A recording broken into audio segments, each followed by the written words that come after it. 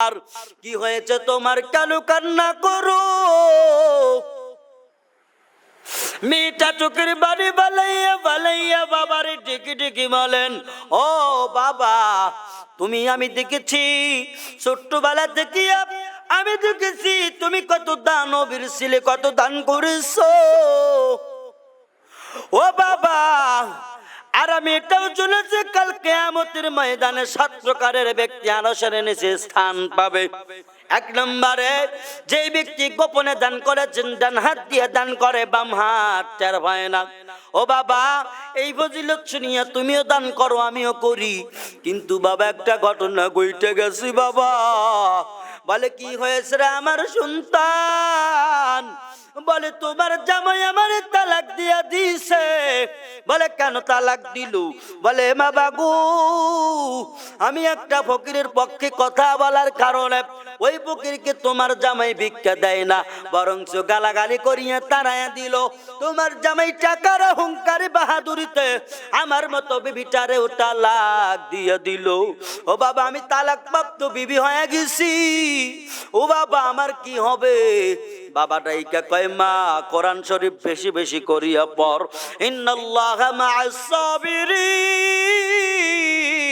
ওই কবরে যাওয়াই লাগবে। কবরে যাওয়ার আগে মাল সামান গোছায় নাও, আমন ইমান ঠিক করে নাও। ইমান আমল যদি ঠিক না করো, ওই কবরে যায় কোনো শান্তি নাই, অশান্তির বেড়া জ্বালিয়ে বাধ্য।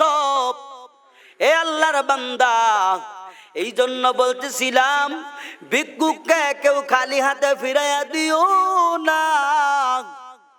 ভিক্ষুককে খালি হাতে ফেরত দিলে আল্লাহ বড় নারাজ, আল্লাহ পাক নারাজ হয়ে যায়। ওরে 3 প্রকারের ব্যক্তিকে কোনোদিন কষ্ট দিও না, জায়গায় বদদোয়া কবুল হয়ে যাবে। 1 নম্বরে ফকির, 2 নম্বরে গরিব, 3 নম্বরে মুসাফির। এই 3 ব্যক্তির খবরদার কেউ মনে আঘাত দিবা না। যদি না দিতে পারো, বুঝের মাধ্যমে তাকে বলো, ও ভাই, এই সমস্যার কারণে পারি না, তুমি আল্লাহর হস্তে মাফ করিয়া দিয়ে চলিয়া যাও। তাদের উপরে গরম হইও না রে মুমিন। ওরে তাদেরকে ধমক দিও না, তাদেরকে গালাগালি করিয়া তাড়াইও না, কারণ জায়গায় বদদোয়া কবুল হয়ে যাবে। ওরে আল্লাহর এক বান্দা, এত সুন্দর তার চেহারা, এত সুন্দর তার পরিবার, এত সুন্দর ফ্যামিলি গঠন নিয়ে বসবাস করতেছেন। ওই আল্লাহর বান্দা এত বড় ধনাঢ্য ব্যক্তি, ধনী মানুষ, বড় টাকাওয়ালা।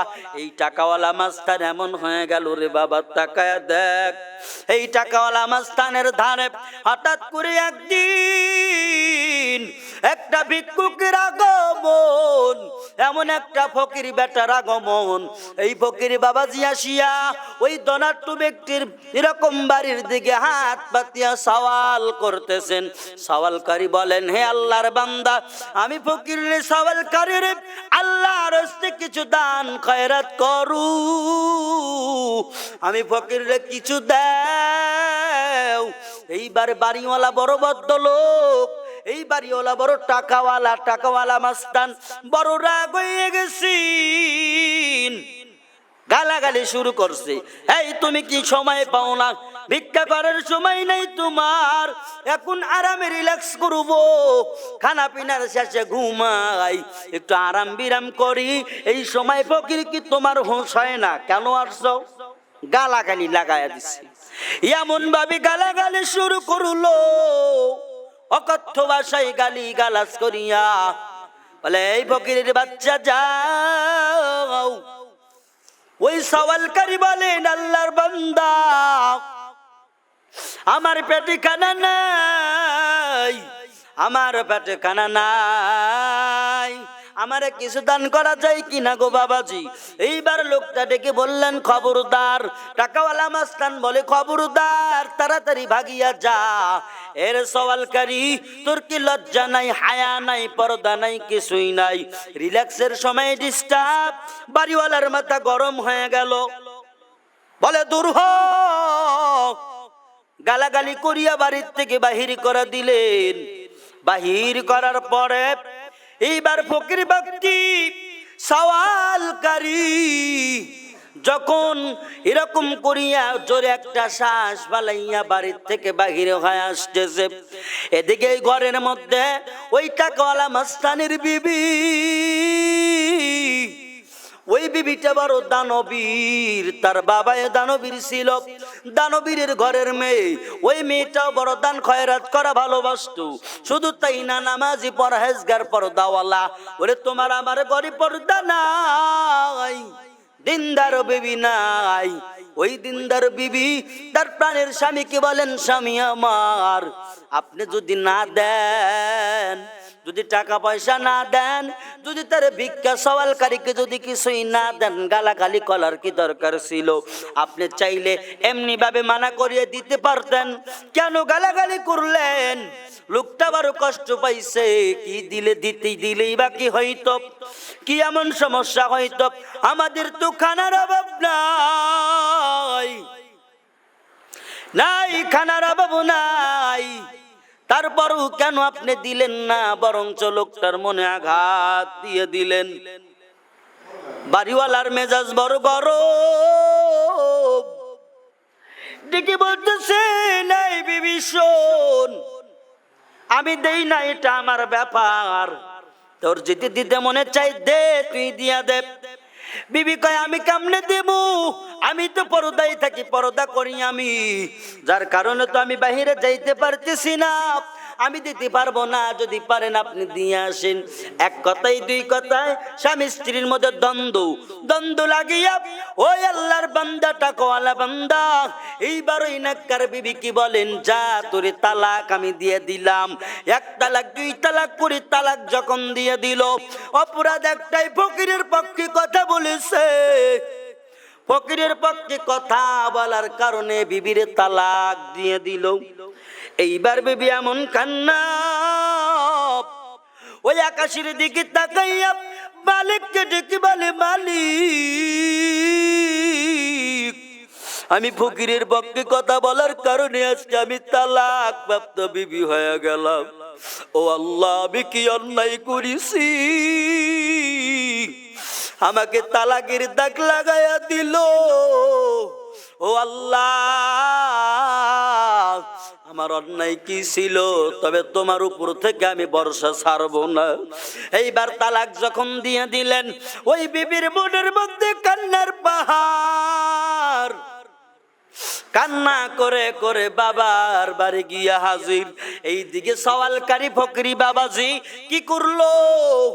ওই যে টাকাওয়ালা মাস্তানের ধমক খাইয়া রাস্তা দিয়ে যায় আর কয়, আল্লাহ, তুমি আমারে গরিব বানাইলা, তুমি আমারে ফকির বানাইছো, আমার টাকা নাই, পয়সা নাই, গাড়ি বাড়ি কিছুই নাই, আমি বড় গরিব আর ফকির, অসহায়। ও আল্লাহ, কেন আমার গালাগালি করলো? আমার দিবে না? ভালো করে বললেই পারতো। ও আল্লাহ, আমার টাকা নাই, লাঠি নাই। ও আল্লাহ,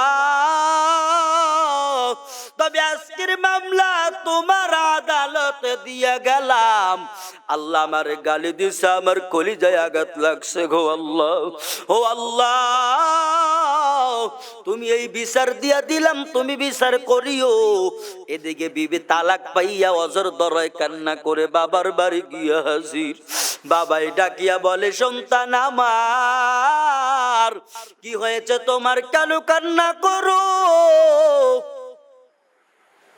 মেয়েটা চোখের বাড়ি বালাইয়া বালাইয়া বাবারে ডেকে ডেকে বলেন, ও বাবা, তুমি, আমি দেখেছি ছোট্টবেলা থেকে, আমি দেখেছি তুমি কত দানবীর ছিলে, কত দান করেছো। ও বাবা, আর আমি এটাও শুনেছি কাল কিয়ামতের ময়দানে 7 প্রকারের ব্যক্তি আরশের নিচে স্থান পাবে। 1 নম্বরে, যে ব্যক্তি গোপনে দান করেছেন, ডান হাত দিয়ে দান করে, বাম হাত টের পায় না। ও বাবা, এই ফজিলত শুনিয়া তুমিও দান করো, আমিও করি, কিন্তু বাবা একটা ঘটনা ঘটে গেছে। বাবা বলে, কি হয়েছে রে আমার সন্তান? বলে তোমার জামাই আমার তালাক দিয়া দিছে। বলে কেন তালাক দিলু? বলে মা বাবু, আমি একটা ফকিরের পক্ষে কথা বলার কারণে ওই ফকিরকে তোমার জামাই ভিক্ষা দেয় না, বরঞ্চ গালাগালি করিয়া তাড়াইয়া দিল। তোমার জামাই টাকার অহংকারে বাহাদুরিতে আমার মতো বিবিটারেও তালাক দিয়ে দিল। ও বাবা, আমি তালাক প্রাপ্ত বিবি হয়ে গেছি, ও বাবা আমার কি হবে? বাবা ডাইকা কয়, মা কোরআন শরীফ বেশি বেশি করিয়া পড়, ইন্নাল্লাহা মা'আস সাবিরিন।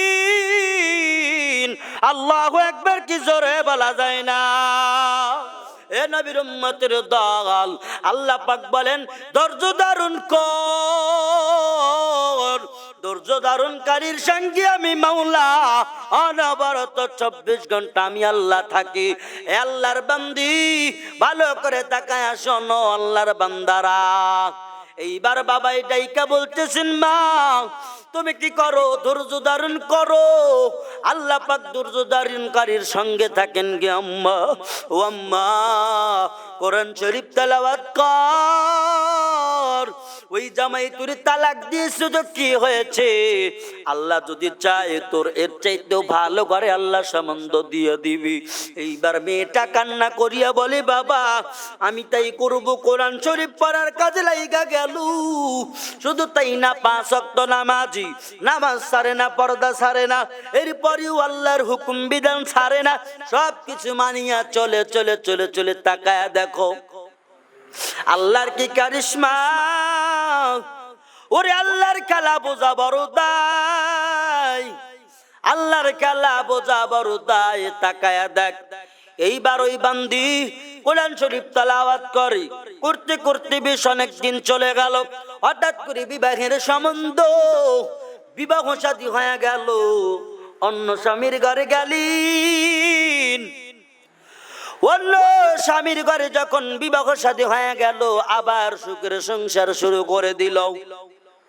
সুখের সংসার শুরু করছেন, কিন্তু হঠাৎ করে এই দ্বিতীয় স্বামীর বাড়িতে একদিন ফকিরের আগমন হয়ে গেল। ওই মেয়েটার মনের মধ্যে কেমন যেন ভয়। মালিক রে ডাইকা কই, মালিক আগের স্বামীর সঙ্গে ফকিরের পক্ষ নিয়ে কথা বলার কারণে আমারে তালাক দিয়ে দিছে। এইবার আমি কিছু বলবো না। যদি বলি এবার এও যদি আমারে তালাক দিয়ে দেয়, আমার অবস্থাটা কেমন হবে গো মালিক? তাকায় দেখু ওই দ্বিতীয় স্বামীর ঘরে যখন ওই আল্লাহর বান্দি ঘর সংসার করে, হঠাৎ করে একদিন দুপুর বেলা খানা পিনা শেষ করিয়া বিবিকে বলতেছে, বিবি আমার আসো, অন্দর মহলে আসো, দুইজন রিল্যাক্স করব, ঘুমাইব, একটু বিশ্রাম করব। বিশ্রামের প্রয়োজন নাই, বিবি আয় আমার ধারে আসো। এইবার ওই আল্লাহর বান্দি যখন অন্দর মহলের মধ্যে ঢুকেই গেল, ঢুকে যাওয়ার পর হঠাৎ করে কে যেন বাইরের থেকে আওয়াজ, আল্লাহ রাস্তা আমারে কিছু দাও, আমি বড় অনাহারি, আমার পেটের মধ্যে খানা নাই, আমাকে কিছু খাবার দেওয়া যাবে নাকি? আমার বড় পেটের মধ্যে বড় ক্ষুধা। এইবার ওই স্বামী ডাইকা কয়, বিবি আমার তাড়াতাড়ি দেখো, আমাদের ঘরের দরওয়াজায় ফকির, এই ফকিরটারে তাড়ায়া দেওয়া যাবে না, বড় অনাহার, এই বান্দারে তাড়াতাড়ি খাবার দেওয়া লাগবে। এইবার বিবি কয় ঠিক আছে। এবার বিবির সঙ্গে পরামর্শ করিয়া এমন করলেন, খাবার পাতি গুছাইলেন। গুছানোর পরে দস্তরখানা বিছাইয়া বাড়ির বারান্দার কোণের মধ্যে ওই ফকিরটাকে যখন খাইতে দিলেন, হঠাৎ করে তাকায় দেখে ওই আল্লাহর বান্দি কোনো কাজ করতে নজর পড়ে গেল ফাঁকা জায়গা দিয়া। তাকায় দেখো ওই ফকির আর কেউ না, ওইটা তার প্রথম স্বামী। মারহাবা কি একবার জোরে বলা যায় না?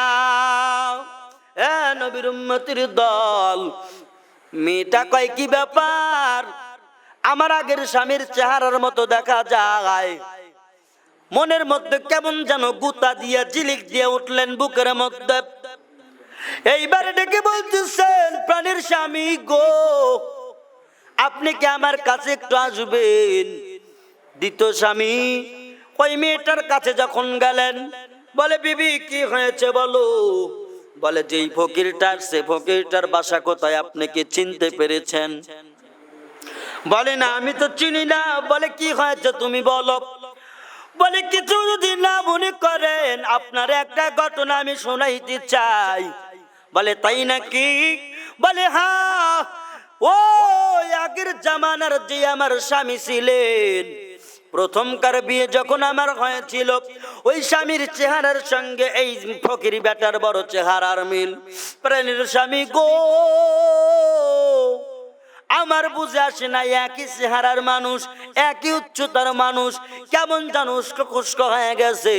এই ফকিরে বড় চেনা চেনা লাগে। ওই ঘরের স্বামীটাইকে বলে বিবি আমার, এই লোকটা ওই লোক, অপরিচিত কোনো লোক না। ওই লোকটা এমন লোক, অনেক বছর আগে আমি যখন ফকির ছিলাম, আমার টাকা পয়সা গাড়ি বাড়ি কিছুই ছিল না। আমি একদিন এই বেচারার বাড়িতে গিয়া ভিক্ষুকের হাত পাতিয়া সওয়াল করলাম, আমারে তো দিলই না। আমার এমন ভাবে অকথ্য ভাষায় গালি গালাজ দিয়া দিল, এমন ভাবে গালাগালি করলো, গালাগালি করিয়া আমারে মনের মধ্যে আঘাত দিয়ে তাড়াইয়া দিল। আমি মালিকের দরবারে অ্যাপ্লিকেশন জানাইয়া দিয়েছিলাম, মালিক ও দয়ার আল্লাহ, আমি ফকির বলিয়া, আমি গরিব বলিয়া আমার এত কষ্ট দিল, আমার মনটা ভাঙিয়া চৌচির হয়ে গেছে, খান খান হয়ে গেল, আমারে তাড়াইয়া দিল। আল্লাহ ভালো করে বললেই পারতো, ও আল্লাহ তোমার দরওয়াজায় আমি বিচার আদালতে বিচার দিয়া দিলাম। আল্লাহ তোমার বান্দার একদিন ভিক্ষুক বানায়ো বানায়ো। আল্লাহর দরবারে দোয়া কবুল হয়ে গেছে। এই বিবি দে দে, আমার ঘরের মধ্যে যত আইটেমের খাবার, এই ফকিরটাকে দিয়ে দে, ফকিরটাকে দিয়ে দে, আমি কোনোদিন ফকিরকে ফেরত দিব না। এই আল্লাহর বান্দা, তিন প্রকারের ব্যক্তিকে কষ্ট দিও না। ওরে কোন বড় লোকের মাথায় আগুন লাগছে না জানি, কোন গরিব রে কান্দায়া। অনেক মহিলা বাসা বাড়িতে কাজ করে, অনেক সময় রিপোর্ট শোনা যায় এই মহিলাদেরকে যৌন হয়রানি করা হয়, এই মহিলাদেরকে বেতন ভাতাও দেয় না, অনেক কষ্ট নির্যাতনের মধ্যে থাকে, কারণ তারা গরিব। এক বেলা যদি না কাজ করি পেটের মধ্যে খানা নাই। এর তিন প্রকারের ব্যক্তি, এক নম্বরে ফকির, দুই নম্বরে গরিব মিসকিন যারা, তিন নম্বরে মুসাফির। এই মুসাফির ব্যক্তিকে কষ্ট দেওয়া যাবে না, গরিব মিসকিনরে কষ্ট দেওয়া যাবে না, এরপরে ফকির ব্যক্তিটারও কষ্ট দেওয়া যাবে না। এর আল্লাহর বান্দা ভালো করে তাকায়া দেখ, কত ফকির আমাদের চোখের সামনে পড়ে, গালিগালাজ করে, তারায়া দেই। কত তিন তালার মালিক, কত 10 টাকার মালিক, গেটের সামনে দারোয়ান, ফকির যাইতে পারে না, গেটে ঢোকার আগেই লাঠি দিয়ে বাড়ি, গাড় ধাক্কা দিয়ে দেয়। এরপরে কি করে? আঘাতের পর আঘাত, আঘাত দিয়া দিয়া দিয়া দিয়া দিয়া দিয়া এই মানুষগুলোর মনে যখন কষ্টের পাহাড় জমায়া দেয়, আল্লাহ পাক মুখের দিকে তাকায়া থাকে আর কয়, সেই বান্দা তুই কি করলি? তোর এত কিছু দিলাম, তো আমার দেওয়া গাছ খাইলি, আমার দেওয়া মাছ পাইলে, আমার দেওয়া এরকম অর্থ সম্পদ পাইতিস, ভোগ বিলাস করো, অথচ আমার টাকা আমার পয়সা নিয়ে করো বাহাদুরি, বাহাদুরি করিয়া আবার গরিব বান্দাদেরকে তুমি দাও না। অথচ তাকায়া দেখ, রাহমাতাল লিল আলামিন তোমার আমার নবী এত বড় দিনওয়ালা, এত বড় বরকতপূর্ণ নবী, এত বড় বরকতপূর্ণ তার শানে আল্লাহ বলেন, ওমা আরসালনাকা ইল্লা রাহমাতাল লিল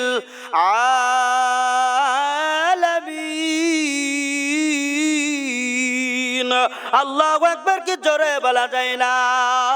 হে নবীর উম্মতের দল, আল্লাহ পাক বলেন, ওয়ামা আরসালনাকা ইল্লা রাহমাতাল লিল আলামিন, আমার নবী এত বরকতপূর্ণ,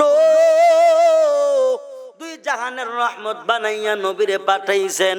আমার নবী কত দয়ালু, অসহায় দুস্থ লোকদের সেবা করতেন।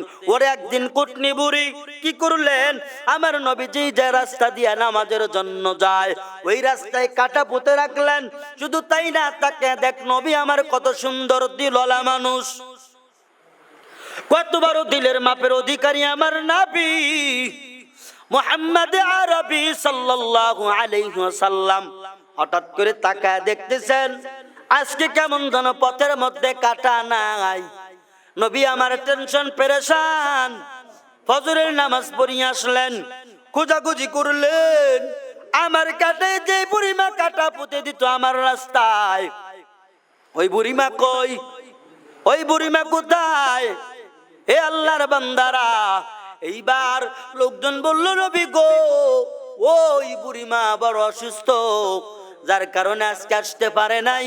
আমার নবী গিয়া দেখলেন বুড়িমা কেমন জানো জ্বর, এমন জ্বর এসেছেন, জ্বরের মাত্রা বেশি, কাঁপতেছে, থরথর করে কাঁপন দিতেছে।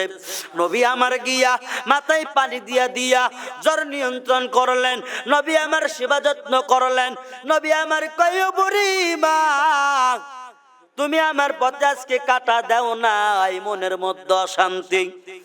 এইবার বুড়ি কয় মুহাম্মদ, তুমি এত বড় দিলওয়ালা মানুষ, আমার উপরে তুমি রাগ করা বাদ দিয়া, ও মুহাম্মদ আমি বুড়ি মায়ের সেবা যত্ন করা নিয়ে তুমি ব্যস্ত। মুহাম্মদ আর বিদুর্বি দেখতে চাই না, কালেমা পড়ায়া দাও লা ইলাহা ইল্লাল্লাহু মুহাম্মাদুর রাসূলুল্লাহ।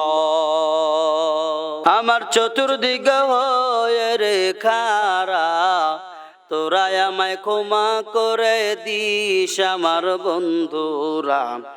আল্লাহ বলে মাটি দিতে নিস, আমায় কলমা পড়ে কবরে রাখিস আমার বন্ধুরা।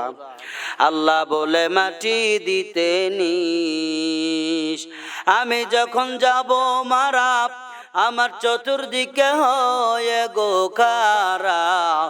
আমি যেদিন যাব মারা, আমার চতুর্দিকে হয়ে গো খারা। তোমার তোরা আমায় ক্ষমা করে দিস আমার বন্ধুরা। আল্লাহ বলে মাটি দিতে নিস, আমার মরার খবর শুনে দেখিতে আসবে জনে, মুখের কাপড় খুলিয়া রাখিস। দেখে আমার মুখখানি